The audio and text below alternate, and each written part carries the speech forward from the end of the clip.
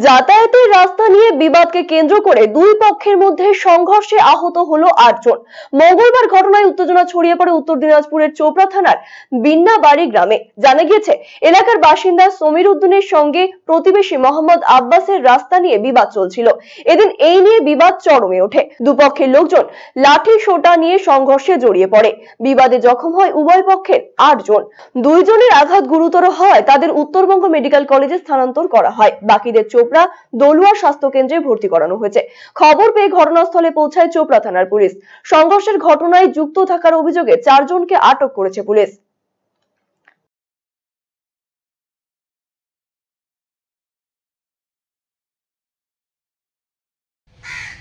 আমি ওইটাই বলবো কি ব্যাপারটা হয়েছে কি হালিম নজরুল জমরুল ওরা কিন্তু দীর্ঘদিন ধরে রাস্তা ওটা কিন্তু 2003-এ ওরা কিন্তু কিনে নিয়েছিল। সেই রাস্তা নিয়ে ওরা বিবাদ।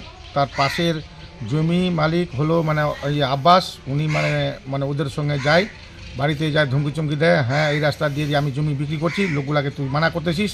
যারা বলছে না আমি মানা টানা কিছু করি নাই, এটাই নিয়ে ওরা ঝগড়া লাগাইছিল। তখন মানে ওরা ধাক্কাধাক্কি মারামারি শুরু করে দিয়েছে। আমাকে মানে কিন্তু একজন ফোন করলো, আমি গেলাম, যাওয়ার পর দেখছি সামাল দিচ্ছি, মানে কিন্তু সামলাতে পারছি নাই।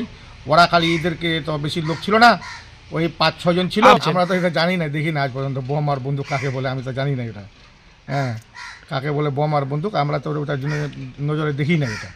না এরা 2 জন না, ওরা মানে 30-40 জন লোক আসছিল। ওরা মানে কিন্তু প্ল্যানিং করে আসছে এদেরকে বাড়িতে মারার জন্য, প্ল্যানিং করে আসছে। এদের কেউ নাই, ছোটো ছোটো বাচ্চাগুলো, আর বাকি ওই আর দুজনে, আরেক ভাই তো বাইরেই ছিল, 2 ভাই খালি ওরা, ওদের সঙ্গে মারপিট। তারপরে আমাদের প্রতিবেশী হিসাবে আর গিয়েছিল, এদেরকে পুরা সবাই মানে কিন্তু মারপিট দিয়ে মাথা টাটা ফাটায় তারাই সবাই মানে কিন্তু একদম করে দিয়েছে।